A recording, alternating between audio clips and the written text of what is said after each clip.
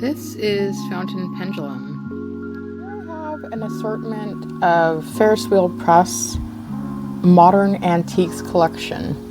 And it's basically a collection of desk accessories that will accompany your fountain pens, your ink, and sometimes just desk accessories in general. And I have quite a number of items from this collection, and so I thought I would cover them all together. Now, first of all, I really appreciate and rather admire that Ferris Wheel Press is one of the few companies, along with like Esterbrook, that makes desk accessories within their brand made of brass and other high quality materials to accompany the hobby that we so much enjoy. So I really like that they do that it's branded, that it's well made and well represented, and generally very useful in the hobby that we enjoy. The main item I wanted to talk about today was this. So the Modern Antiques stamp tin. So we'll definitely get to that, but I'm going to start with my the items that I first acquired. So the first one I acquired was this. It's their brass ink carriage, and it says on it, it's a stand designed to display your Ferris wheel press ink bottles with flourish while providing support as you fill your fountain pen inks. So this is meant for the 38 mil it specifies on it. So I like this because, for one, it is very beautifully made. It's made of brass. It has a nice weight to it. I'm unsure about whether this is solid brass or if it's hollow, but either way, it has a nice weight and it's well made. My only scruple with this would be that when I first received it, the little velvet lining pieces that are just adhered were either loose or misaligned, actually on both the ones I've gotten. It's kind of a disappointment when you pay what you do for these, but in the end, I just reattached it properly and it wasn't a big deal. So I use these for displaying my 38 mil Ferris wheel press ink bottles, which I think are so beautiful, and it adds to the beauty when you display it on your desk, which I really like. I love the aesthetic. And I also do use these when I'm filling my pen with ink. If you are a definitely clumsy person and you know this about yourself, this accessory probably won't help tremendously in preventing the ink from being spilled all over your desk. But if you just like something with a little bit more stability than just simply the bottle, I think it's something to consider. So that's the first one. The gold one, the whole experience was rather frustrating that it was limited edition, and they sold out quickly. They were hard to get your hands on. So I think with all the excitement it generated, it also generated a lot of frustration for so many of us that had trouble getting one, and probably even more people that would have liked to have a gold one and didn't. Not too far after that, they came out with the silver one, and I hadn't thought about it, but a fountain pen friend of mine mentioned that she wouldn't be interested in buying the silver because it didn't match the gold details on the bottle. So basically the brass cap and then also the gold detail on the bottle itself. I thought that was interesting. It kind of deterred me from getting it at first, but then when it became convenient for me to pick one up, I went ahead, and if they come out with another color, I probably will continue this little collection because I have several bottles and I wouldn't mind having more to hold more of my bottles on display. So those are the ink carriages. So the gold one came with the Fluttering Heart special edition, and then the silver one, and I'm not sure that it says limited edition also, but it's been available for a much longer period of time, and there were more of them available to purchase to begin with. So those are those. And then next is, I did a video on this separately, but the Carousel Inkwell. And this is an item that I didn't pull the trigger on for a long time because just from looking at media and images, I got the impression that it was larger than it actually was, and I wasn't fond of that. But after seeing it in person, I decided to go ahead and get one. And I'm very fond of it. If you want more details, check out the video I did specifically on this. But it was specifically designed as an inkwell for glitter and shimmer inks specifically, so that you can agitate the glitter and use your dip pen with it. It functions very well. It's very well made. It's glass. It's beautifully done. And brass heavy top on that, has a little kind of rubber seal on this, so that it seats very nicely on here.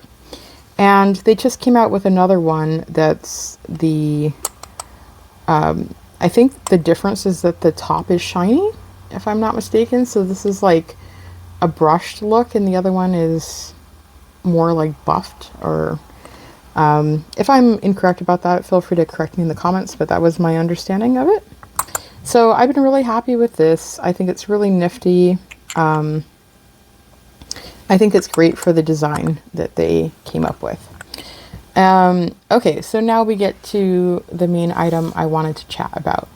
As a little side note, a lot of people have frustrations with opening boxes in general, whether it be for your ink or otherwise, and I highly suggest that you use a letter opener and that you slip this right under, keep to this side, and you can open and close these with ease without ruining your packaging, which some people care about and others don't. But if you do, like myself, the letter opener works fantastic. Just don't rush it.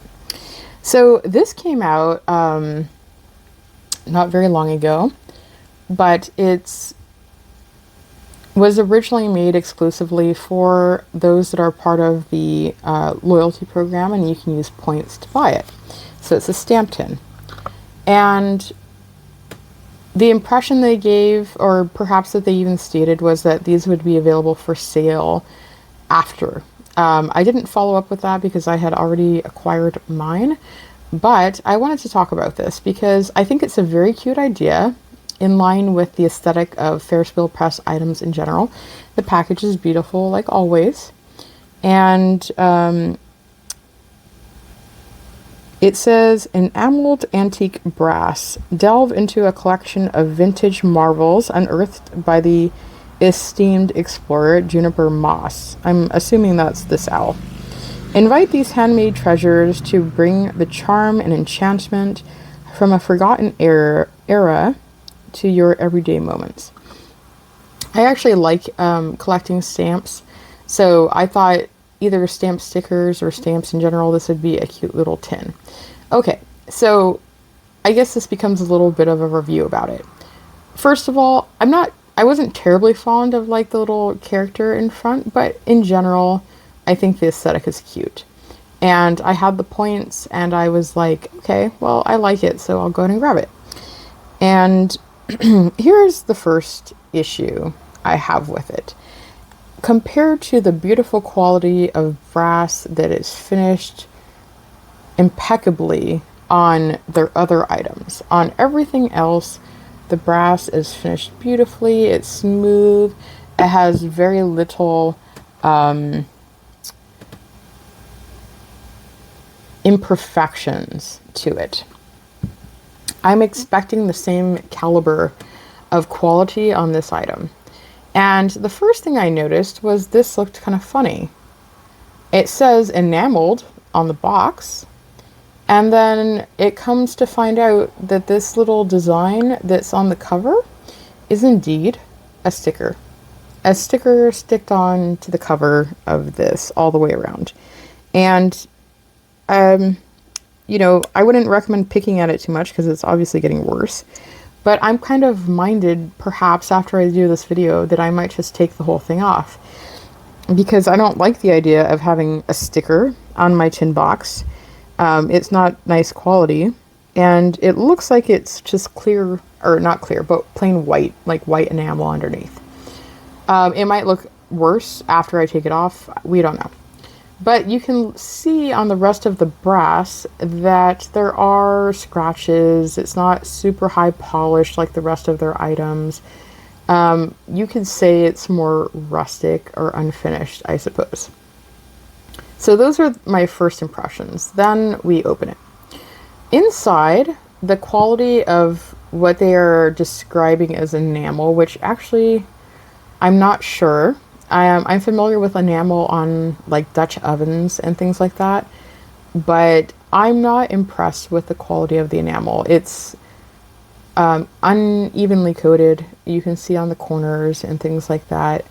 And worse than that, I can get past that, but worse than that, there's bits of enamel or paint or whatever this is along the edges of where the enamel doesn't even belong. So it'd be one thing to have it like here, which there is some, but to have it, you know, on where the brass meets the brass is disappointing. So I'm not very impressed with this item. I think the foundation is really nice as far as like the aesthetic and the look of it. And I think the closure on it is really nice. Like it's not going to fall apart or fall, the two pieces won't separate. It fits very nicely.